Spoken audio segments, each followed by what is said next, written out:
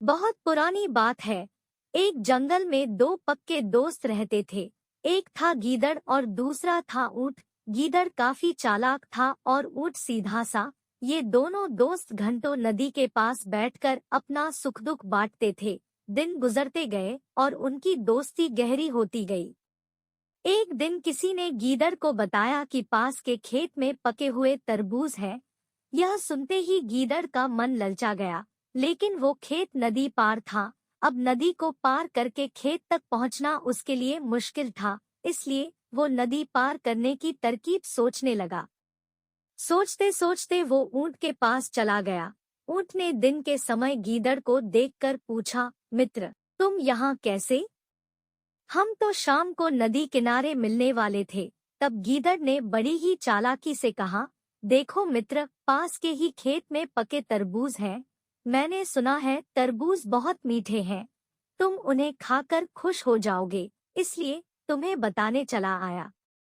ऊंट को तरबूज काफी पसंद था। वो बोला, वाह, मैं अभी उस गांव में जाता हूँ। मैंने बहुत समय से तरबूज नहीं खाए हैं। ऊंट जल्दी जल्दी नदी पार करके खेत जाने की तैयारी करने लगा। तभी गीदड़ ने कहा, दोस्त, तरबूज मुझे भी अच्छे लगते हैं, लेकिन मुझे तैरना नहीं आता है। तुम तरबूज खा लोगे तो मुझे लगेगा कि मैंने भी खा लिए। तभी ऊंट बोला, तुम चिंता मत करो, मैं तुम्हें अपनी पीठ पर बैठाकर नदी पार करवाऊंगा, फिर साथ में मिलकर तरबूज खाएंगे। ऊंट ने जैसा कहा था वैसा ही किया। खेत में पहुंचकर गीदड़ ने मन भरकर तरबूज खाए और खुश हो गया। खुशी के मारे वो जोर जोर से आवाजें निकालने लगा। तभी ऊंट ने कहा, तुम शोर मत मचाओ, लेकिन वो माना नहीं।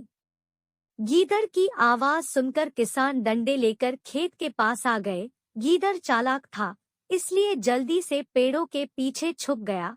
ऊंट का शरीर बड़ा था, इसलिए वो छुप नहीं पाया।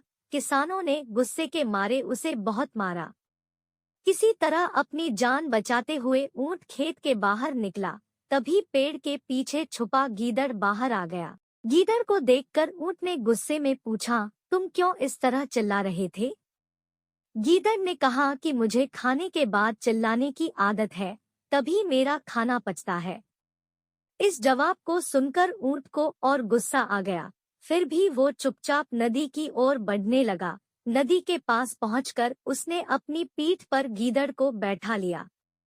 इधर ऊंट को मार पड़ने से मन ही मन गीदड़ खुश हो रहा था। उधर नदी के बीच में पहुंचकर ऊंट ने नदी में डुबकी लगानी शुरू कर दी। गीदड़ डर गया और बोलने लगा, यह क्या कर रहे हो? गुस्से में ऊंट ने कहा, मुझे कुछ खाने के बाद उसे हजम करने के लिए नदी में डुबकी मारनी पड़ती है। गीदड़ को समझ आ गया कि ऊंट उसके किए का बदला ले रहा है। बहुत मुश्किल से गीदड़ पानी से अपनी जान बचाकर नदी किनारे पहुंचा। उस दिन के बाद से गीदड़ ने कभी भी ऊंट को परेशान करने की हिम्मत नहीं की। कहानी से सीख। ऊंट और गीदड़ की कहानी से यह सीख मिलती है कि चालाकी नहीं करनी चाहिए। अपनी करनी खुद पर भारी पड़ जाती है। जो जैसा करता है उसे वैसा ही भरना होता है।